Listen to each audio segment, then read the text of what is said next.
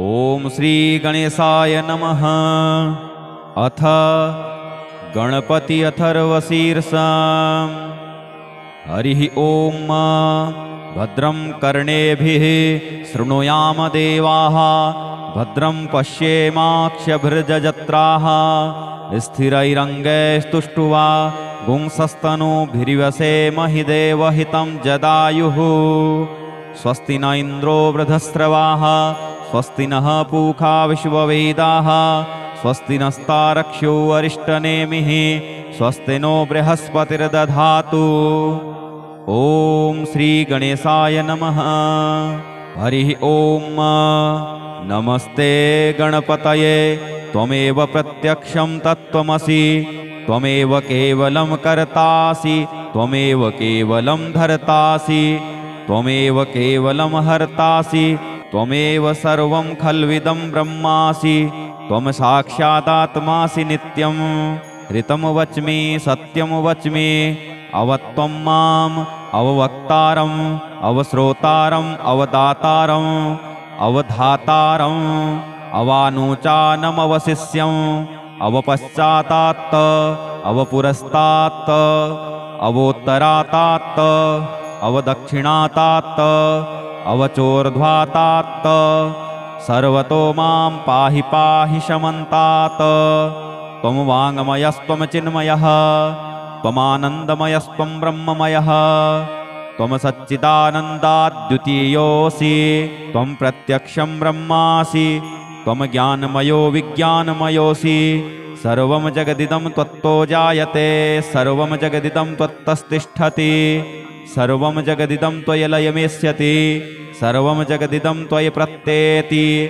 त्वं भूमिरापो अनलो निलो नभः, त्वं चत्वारि वाक्पदानि, त्वं गुणत्रयातीतः, त्वं अवस्थात्रयातीतः, त्वं देहत्रयातीतः, त्वं कालत्रयातीतः, त्वं मूलाधारस्थितोऽसि नित्यं, त्वं शक्तित्रयात्मकः। त्वां योगिनो ध्यायन्ति नित्यं। त्वं ब्रह्मा त्वं विष्णुस्त्वं रुद्रस्त्वम् इन्द्रस्त्वम् अग्निस्त्वं वायुस्त्वं सूर्यस्त्वं चन्द्रमास्त्वं ब्रह्म भूर्भुवः स्वरो। गणादिं पूर्वमुच्चार्य वर्णादिस्तदनन्तरम् अनुस्वारः परतरः अर्धेन्दुलसितं तारेण रिद्धम्। एतत्तव मनुस्वरूपं गकारः पूर्वरूपम्, अकारो मध्यमरूपम्, अनुस्वारश्चान्त्यरूपं, बिन्दुरुत्तररूपं, नादः सन्धानं, संहिता सन्धिः। सैषा गणेशविद्या गणकऋषिः निच्छृद्गायत्री छन्दः। श्री महागणपतिर्देवता।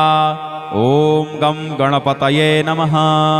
एकदन्ताय विद्महे वक्रतुण्डाय धीमहि तन्नो दन्तिः प्रचोदयात्। एकदन्तं चतुर्हस्तं पाशमङ्कुशधारिणम् अभयं च वरदं हस्तैर्बिभ्राणं मूषकध्वजं। रक्तं लम्बोदरं शूर्प कर्णकं रक्तवाससं, रक्तगन्धानुलिप्ताङ्गं रक्तपुष्पैः सुपूजितं। भक्तानुकम्पिनं देवं जगत्कारणमच्युतम् आविर्भूतं च सृष्ट्यादौ प्रकृतेः पुरुषात् परम्। एवं ध्यायति यो नित्यं स योगी योगिनां वरः। नमो व्रातपतये नमो गणपतये नमः प्रमथपतये। नमस्तेऽस्तु लम्बोदराय एकदन्ताय विघ्नविनाशिने शिवसुताय श्री वरदमूर्तये नमः। ओम श्री सिद्धिविनायकाय नमः। इति श्री गणपति अथर्वशीर्षम्। अथ ऋणहर गणेशस्तोत्रम् विनियोगः। ओम अस्य श्री ऋणहर महागणपतिस्तोत्रमन्त्रस्य सदाशिवऋषिः अनुष्टुप् श्री ऋणहर महागणपतिर्देवता।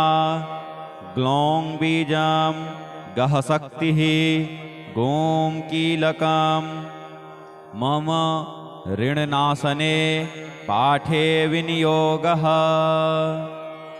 अथ गणपतिध्यानम्।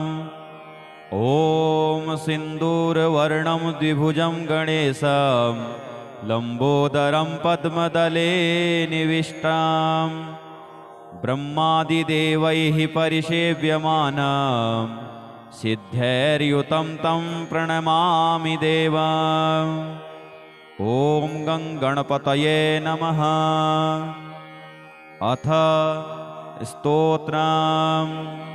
ॐ सृष्ट्यादौ ब्रह्मणा सम्यक् पूजितः फलसिद्धये सदैव पार्वतीपुत्रः ऋणनाशं करोतु मे। त्रिपुरस्य वधात् पूर्वं शम्भुना सम्यगर्चितः सदैव पार्वतीपुत्रः ऋणनाशं करोतु मे। हिरण्यकशिप्वादीनां वधार्ते विष्णुनार्चितः सदैव पार्वतीपुत्रः ऋणनाशं करोतु मे। महिषस्य वधे देव्या गणनाथः प्रपूजितः सदैव पार्वतीपुत्रः ऋणनाशं करोतु मे। तारकस्य वधात् पूर्वं कुमारेण प्रपूजितः सदैव पार्वतीपुत्रः ऋणनाशं करोतु मे। भास्करेण गणेशो हि पूजितश्च स्वसिद्धये सदैव पार्वतीपुत्रः ऋणनाशं करोतु मे। शशिना कान्तिवृद्ध्यर्थं पूजितो गणनायकः सदैव पार्वतीपुत्रः ऋणनाशं करोतु मे। पालनाय च तपसां विश्वामित्रेण पूजितः सदैव पार्वतीपुत्रः ऋणनाशं करोतु मे। इदं ऋणहरं स्तोत्रं तीव्रदारिद्र्यनाशनम् एकवारं पठे नित्यं वर्षमेकं समाहितः। दारिद्र्यं दारुणं त्यक्त्वा कुबेरसमतां व्रजेत् फडन्तोऽयं महामन्त्रः सार्धपञ्चदशाक्षरः। ॐ श्री गणेशाय नमः। इति श्री ऋणहर गणपतिस्तोत्रम्। अथ गणपति अथर्वशीर्षम्। हरिः ॐ।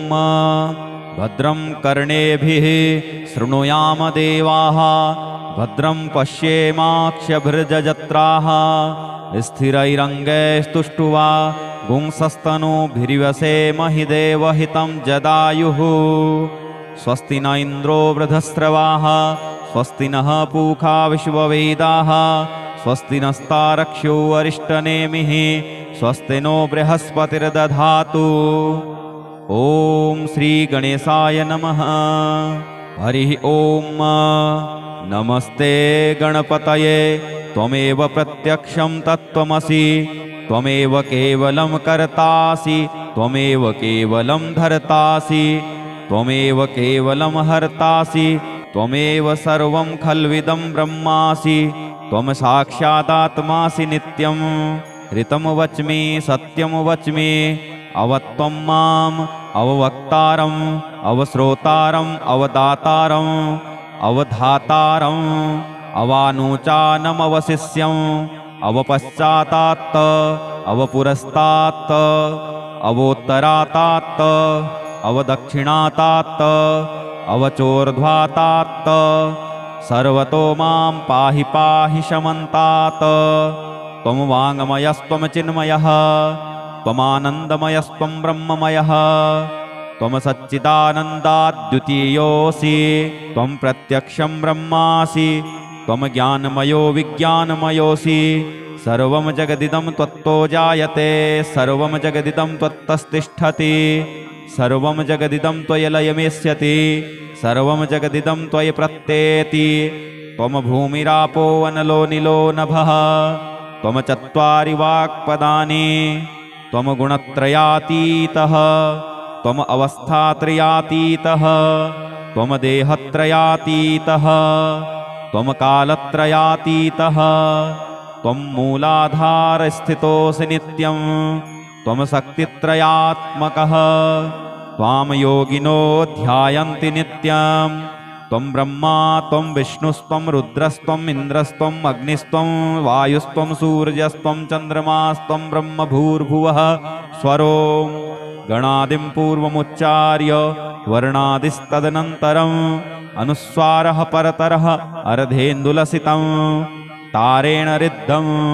एतत्तव मनुस्वरूपं गकारः पूर्वरूपम् अकारो मध्यमरूपम् अनुस्वारश्चान्त्यरूपं बिन्दुरुत्तररूपं नादः सन्धानं संहिता सन्धिः सैसा गणेशविद्या गणकऋषिः निच्रितगायत्री छन्दः श्री महागणपतिर्देवता। ॐ गं गणपतये नमः। एकदन्ताय विद्महे वक्रतुण्डाय धीमहि तन्नो दन्तिः प्रचोदयात्।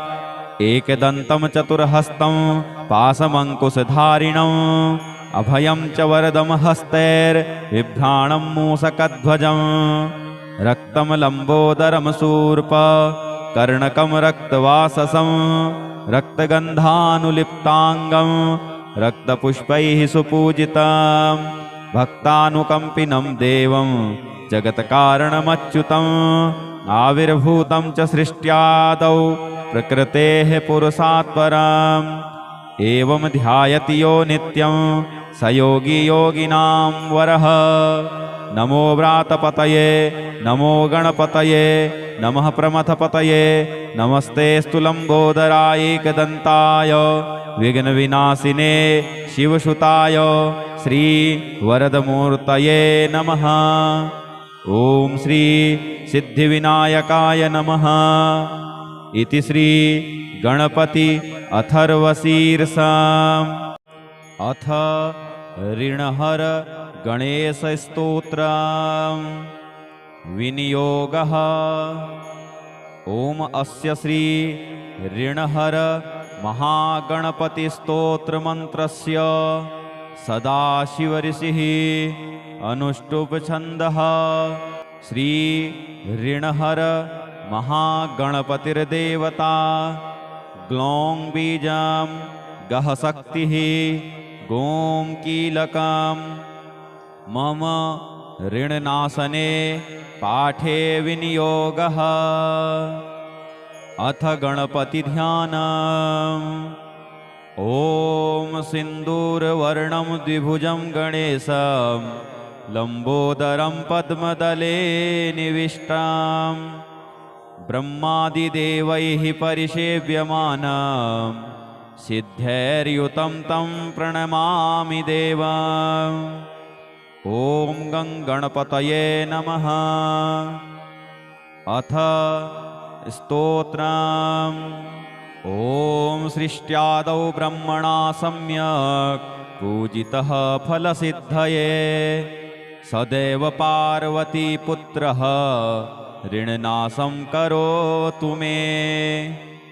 त्रिपुरस्य वधात् पूर्वं शम्भुना सम्यगर्चितः सदैव पार्वतीपुत्रः ऋणनाशं करोतु मे। हिरण्यकशिप्वादीनां वधार्ते विष्णुनार्चितः सदैव पार्वतीपुत्रः ऋणनाशं करोतु मे। महिषस्य वधे देव्या गणनाथः प्रपूजितः सदैव पार्वतीपुत्रः ऋणनाशं करोतु मे। तारकस्य वधात् पूर्वं कुमारेण प्रपूजितः सदैव पार्वतीपुत्रः ऋणनाशं करोतु मे। भास्करेण गणेशो हि पूजितश्च स्वसिद्धये सदैव पार्वतीपुत्रः ऋणनाशं करोतु मे। शशिना कान्तिवृद्ध्यर्थं पूजितो गणनायकः सदैव पार्वतीपुत्रः ऋणनाशं करोतु मे। पालनाय च तपसां विश्वामित्रेण पूजितः सदैव पार्वतीपुत्रः ऋणनाशं करोतु मे। इदं ऋणहरं स्तोत्रं तीव्रदारिद्र्यनाशनम् एकवारं पठे नित्यं वर्षमेकं समाहितः। दारिद्र्यं दारुणं त्यक्त्वा कुबेरसमतां व्रजेत्। फडन्तोऽयं महामन्त्रः सार्धपञ्चदशाक्षरः। ॐ श्री गणेशाय नमः इति श्री ऋणहर गणपतिस्तोत्रम्। अथ गणपति अथर्वशीर्षम्। हरिः ॐ।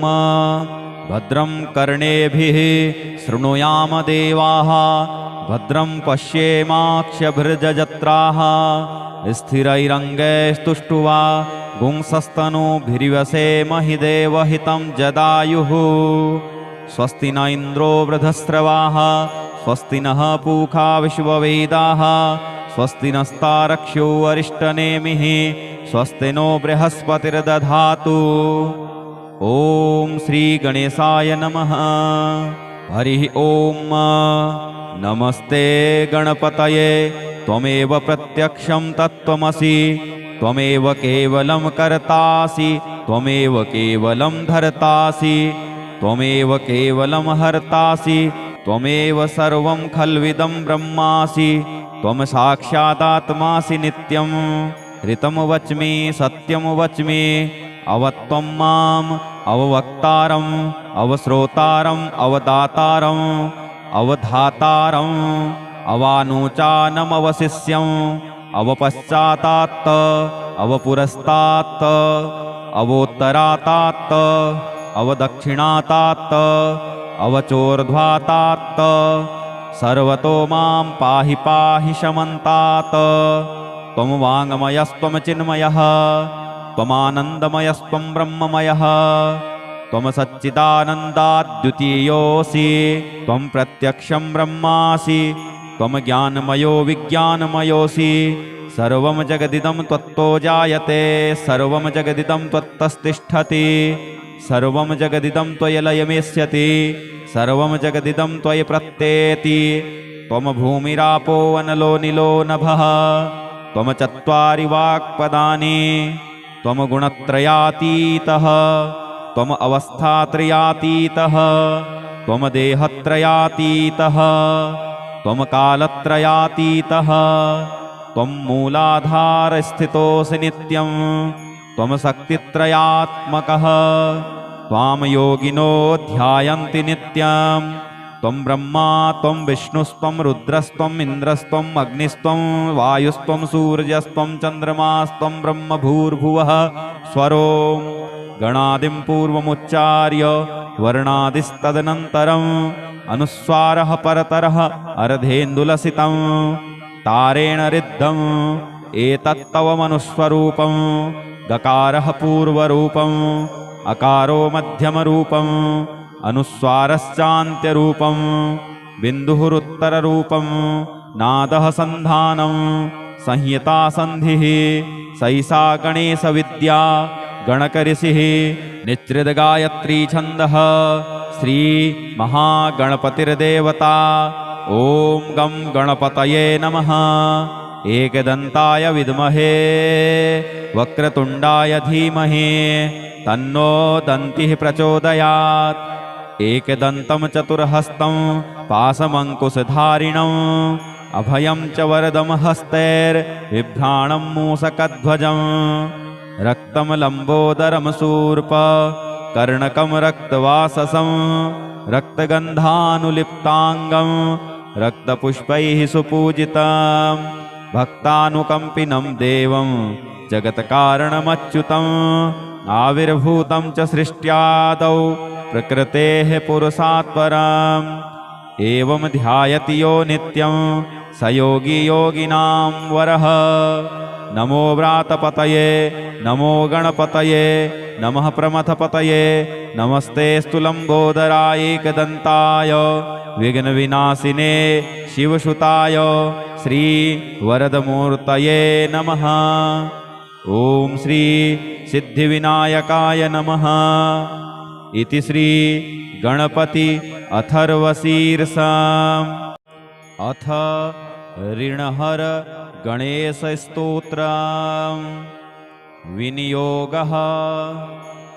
ओम अस्य श्री ऋणहर महागणपतिस्तोत्रमन्त्रस्य सदाशिवऋषिः अनुष्टुप् श्री ऋणहर महागणपतिर्देवता ग्लौं बीजं गः शक्तिः गों कीलकं मम ऋणनाशने पाठे विनियोगः।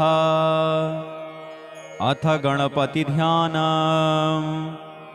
ॐ सिन्दूरवर्णं द्विभुजं गणेशं लम्बोदरं पद्मदले निविष्टं ब्रह्मादिदेवैः परिसेव्यमानं सिद्धैर्युतं तं प्रणमामि देवम्। ॐ गं गणपतये नमः। अथ स्तोत्रम्। ॐ सृष्ट्यादौ ब्रह्मणा सम्यक् पूजितः फलसिद्धये सदैव पार्वतीपुत्रः ऋणनाशं करोतु मे। त्रिपुरस्य वधात् पूर्वं शम्भुना सम्यगर्चितः सदैव पार्वतीपुत्रः ऋणनाशं करोतु मे। हिरण्यकशिप्वादीनां वधार्ते विष्णुनार्चितः सदैव पार्वतीपुत्रः ऋणनाशं करोतु मे। महिषस्य वधे देव्या गणनाथः प्रपूजितः सदैव पार्वतीपुत्रः ऋणनाशं करोतु मे। तारकस्य वधात् पूर्वं कुमारेण प्रपूजितः सदैव पार्वतीपुत्रः ऋणनाशं करोतु मे। भास्करेण गणेशो हि पूजितश्च स्वसिद्धये सदैव पार्वतीपुत्रः ऋणनाशं करोतु मे। शशिना कान्तिवृद्ध्यर्थं पूजितो गणनायकः सदैव पार्वतीपुत्रः ऋणनाशं करोतु मे। पालनाय च तपसां विश्वामित्रेण पूजितः सदैव पार्वतीपुत्रः ऋणनाशं करोतु मे। इदं ऋणहरं स्तोत्रं तीव्रदारिद्र्यनाशनम् एकवारं पठे नित्यं वर्षमेकं समाहितः। दारिद्र्यं दारुणं त्यक्त्वा कुबेरसमतां व्रजेत्। फडन्तोऽयं महामन्त्रः सार्धपञ्चदशाक्षरः। ॐ श्री गणेशाय नमः। इति श्री ऋणहर गणपतिस्तोत्रम्। अथ गणपति अथर्वशीर्षम्। हरिः ॐ भद्रं कर्णेभिः शृणुयाम देवाः भद्रं पश्येमाक्षभृजजत्राः स्थिरैरङ्गैस्तुष्टुवा गुंसस्तनूभिर्वसेमहि देवहितं जदायुः। स्वस्ति न इन्द्रो वृधस्रवाः स्वस्ति नः पूषा विश्ववेदाः स्वस्ति नस्तारक्ष्यो अरिष्टनेमिः स्वस्ति नो बृहस्पतिर्दधातु। ॐ श्री गणेशाय नमः।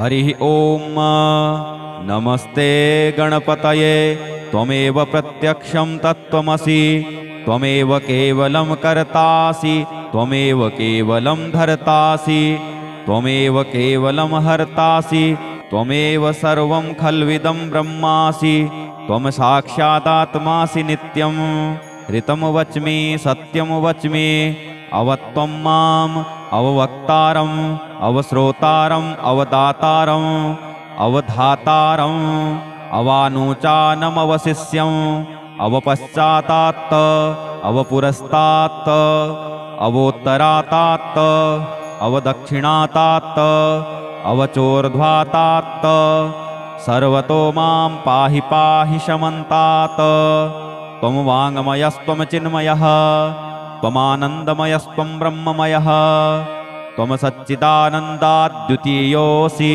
त्वं प्रत्यक्षं ब्रह्मासि त्वं ज्ञानमयो विज्ञानमयोऽसि सर्वं जगदिदं त्वत्तो जायते सर्वं जगदिदं त्वत्तस्तिष्ठति सर्वं जगदिदं त्वयि लयमेष्यति सर्वं जगदिदं त्वयि प्रत्येति त्वं भूमिरापो वनलो निलो नभः त्वं चत्वारि वाक्पदानि त्वं गुणत्रयातीतः त्वम् अवस्थात्रयातीतः त्वं देहत्रयातीतः त्वं कालत्रयातीतः त्वं मूलाधारस्थितोऽसि नित्यं त्वं शक्तित्रयात्मकः त्वां योगिनो ध्यायन्ति नित्यं त्वं ब्रह्मा त्वं विष्णुस्त्वं रुद्रस्त्वम् इन्द्रस्त्वम् अग्निस्त्वं वायुस्त्वं सूर्यस्त्वं चन्द्रमास्त्वं ब्रह्म भूर्भुवः स्वरो गणादिं पूर्वमुच्चार्य वर्णादिस्तदनन्तरम् अनुस्वारः परतरः अर्धेन्दुलसितं तारेण रिद्धम् एतत्तव मनुस्वरूपं गकारः पूर्वरूपम् अकारो मध्यमरूपम् अनुस्वारश्चान्त्यरूपम् बिन्दुरुत्तररूपम् नादः सन्धानं संहिता सन्धिः सैषा गणेशविद्या गणकऋषिः निच्रितगायत्री छन्दः श्री महागणपतिर्देवता ॐ गं गणपतये नमः एकदन्ताय विद्महे वक्रतुण्डाय धीमहि तन्नो दन्तिः प्रचोदयात् एकदन्तं चतुर्हस्तं पाशमङ्कुशधारिणम् अभयं च वरदं हस्तैर्बिभ्राणं मूषकध्वजम् रक्तं लम्बोदरं शूर्प कर्णकं रक्तवाससं रक्तगन्धानुलिप्ताङ्गं रक्तपुष्पैः सुपूजितं भक्तानुकम्पिनं देवं जगत्कारणमच्युतम् आविर्भूतं च सृष्ट्यादौ प्रकृतेः पुरुषात् परम् एवं ध्यायति यो नित्यं स योगी योगिनां वरः नमो व्रातपतये नमो गणपतये नमः प्रमथपतये नमस्तेऽस्तु लम्बोदराय एकदन्ताय विघ्नविनाशिने शिवसुताय श्री वरदमूर्तये नमः ॐ श्री सिद्धिविनायकाय नमः इति श्री गणपति अथर्वशीर्षम् अथ ऋणहर गणेशस्तोत्रम् विनियोगः ॐ अस्य श्री ऋणहर महागणपतिस्तोत्रमन्त्रस्य सदाशिवऋषिः अनुष्टुप्छन्दः श्री ऋणहर महागणपतिर्देवता ग्लौं बीजं गः शक्तिः गों कीलकं मम ऋणनाशने पाठे विनियोगः अथ गणपतिध्यानम् ॐ सिन्दूरवर्णं द्विभुजं गणेशं लम्बोदरं पद्मदले निविष्टं ब्रह्मादिदेवैः परिसेव्यमानं सिद्धैर्युतं तं प्रणमामि देवम् ॐ गं गणपतये नमः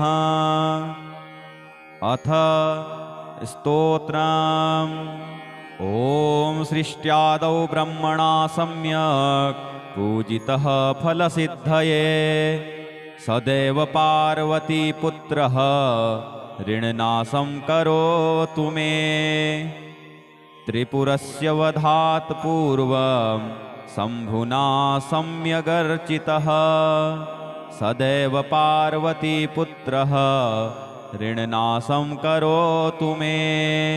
हिरण्यकशिप्वादीनां वधार्थे विष्णुनार्चितः सदैव पार्वतीपुत्रः ऋणनाशं करोतु मे। महिषस्य वधे देव्या गणनाथः प्रपूजितः सदैव पार्वतीपुत्रः ऋणनाशं करोतु मे।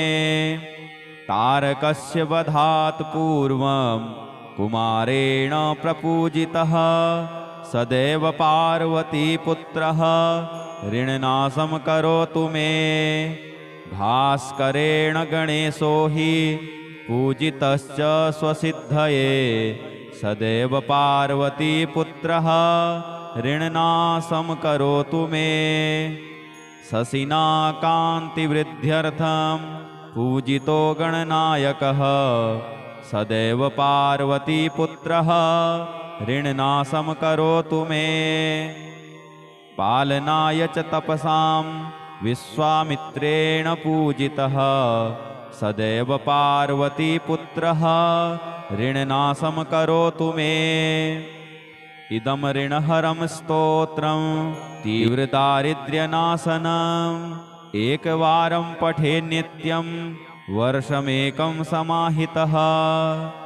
दारिद्र्यं दारुणं त्यक्त्वा कुबेरसमतां व्रजेत् फडन्तोऽयं महामन्त्रः सार्धपञ्चदशाक्षरः। ॐ श्री गणेशाय नमः इति श्री ऋणहर गणपतिस्तोत्रम्। अथ गणपति अथर्वशीर्षम्। हरिः ॐ भद्रं कर्णेभिः शृणुयाम देवाः भद्रं पश्येमाक्षभृजजत्राः स्थिरैरङ्गैस्तुष्टुवा पुंसस्तनूभिर्व्यसेमहि देवहितं जदायुः। स्वस्ति न इन्द्रो वृधस्रवाः स्वस्ति नः पूषा विश्ववेदाः स्वस्ति नस्तारक्ष्यो अरिष्टनेमिः स्वस्ति नो बृहस्पतिर्दधातु। ॐ श्री गणेशाय नमः। हरिः ॐ नमस्ते गणपतये त्वमेव प्रत्यक्षं तत्त्वमसि त्वमेव केवलं कर्तासि त्वमेव केवलं धर्तासि त्वमेव केवलं हर्तासि त्वमेव सर्वं खल्विदं ब्रह्मासि त्वं साक्षादात्मासि नित्यं। ऋतं वच्मि सत्यं वच्मि अवत्वं माम् अववक्तारम् अवश्रोतारम् अवदातारम् अवधातारम् अवानुचानमवशिष्यम् अवपश्चातात् अवपुरस्तात् अवोत्तरातात् अवदक्षिणातात् अवचोर्ध्वातात् सर्वतो मां पाहि पाहि शमन्तात्।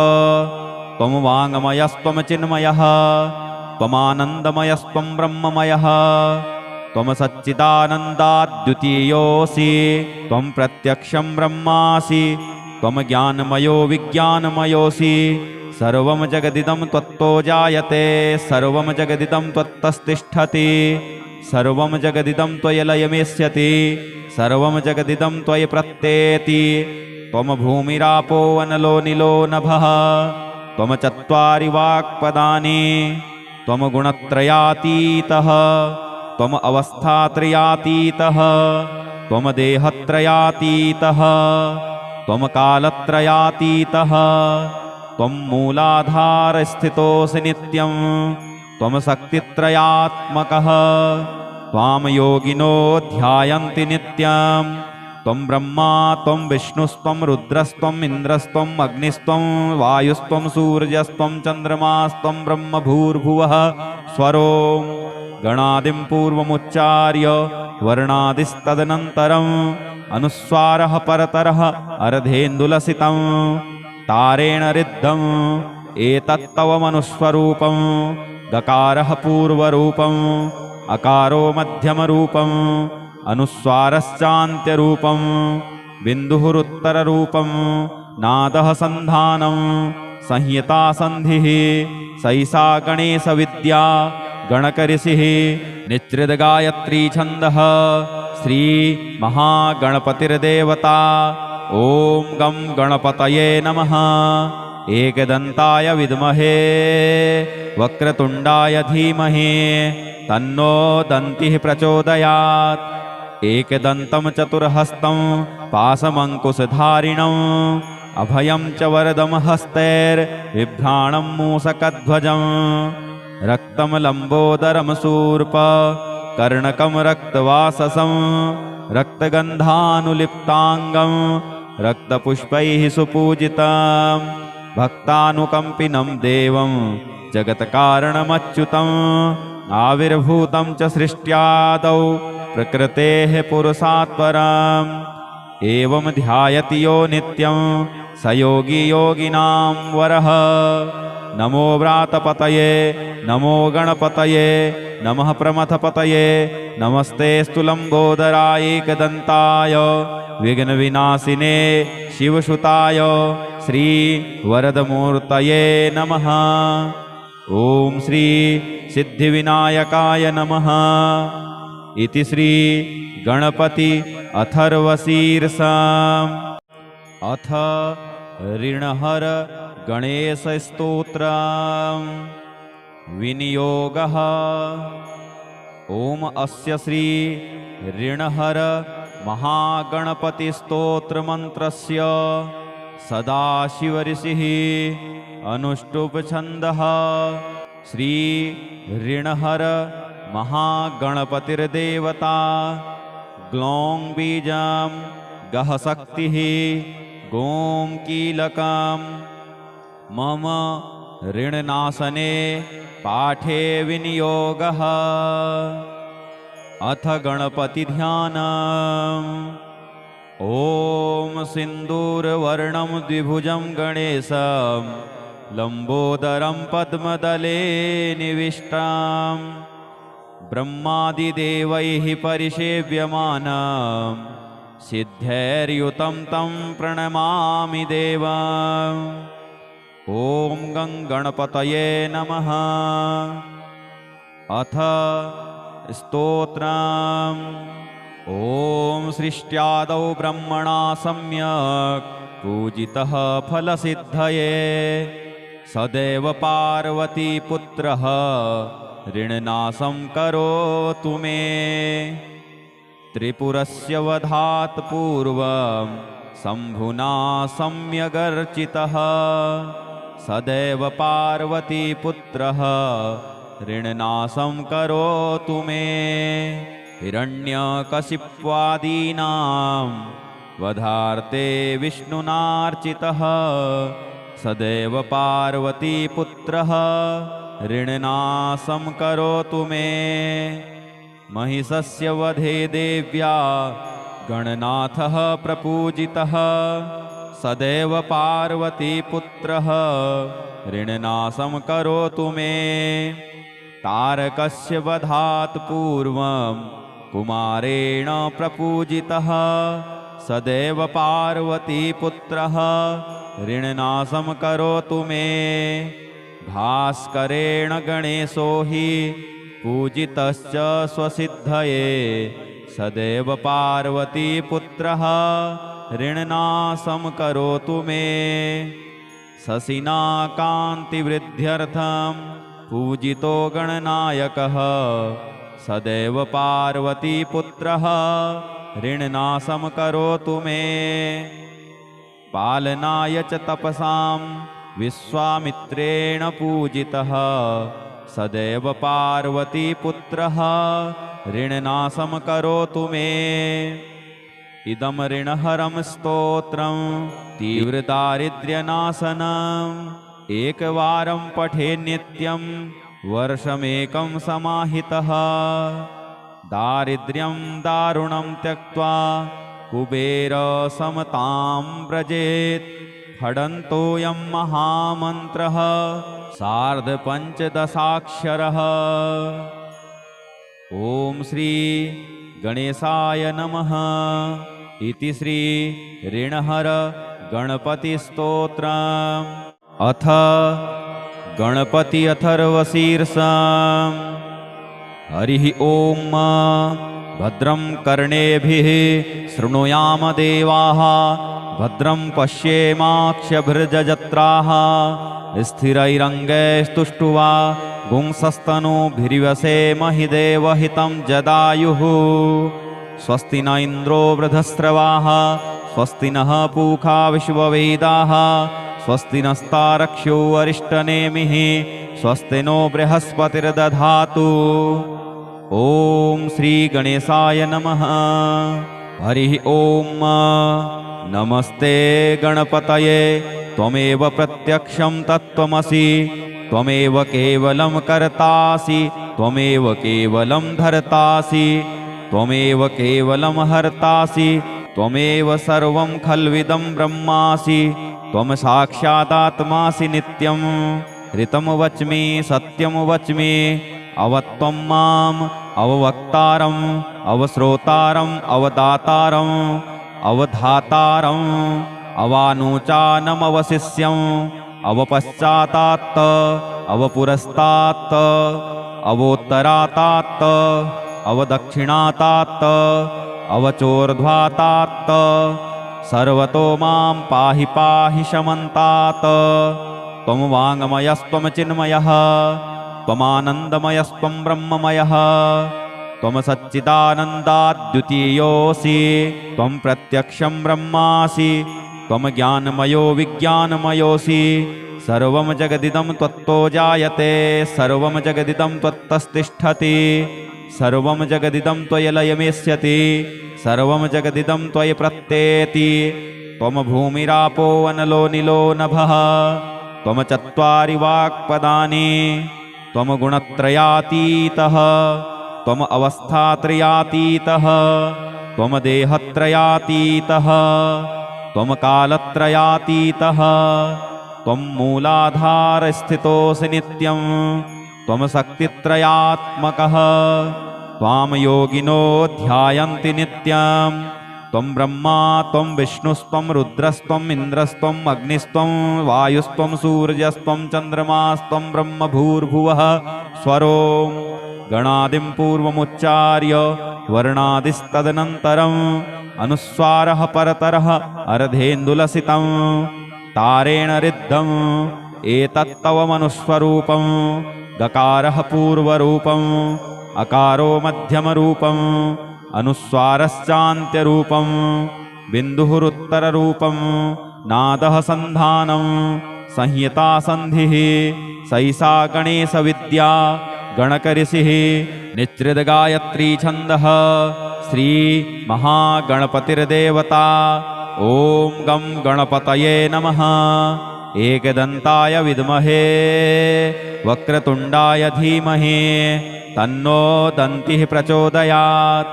एकदन्तं चतुर्हस्तं पाशमङ्कुशधारिणम् अभयं च वरदं हस्तैर्बिभ्राणं मूषकध्वजं रक्तं लम्बोदरं शूर्प कर्णकं रक्तवाससं रक्तगन्धानुलिप्ताङ्गं रक्तपुष्पैः सुपूजितं भक्तानुकम्पिनं देवं जगत्कारणमच्युतम् आविर्भूतं च सृष्ट्यादौ प्रकृतेः पुरुषात् परम्।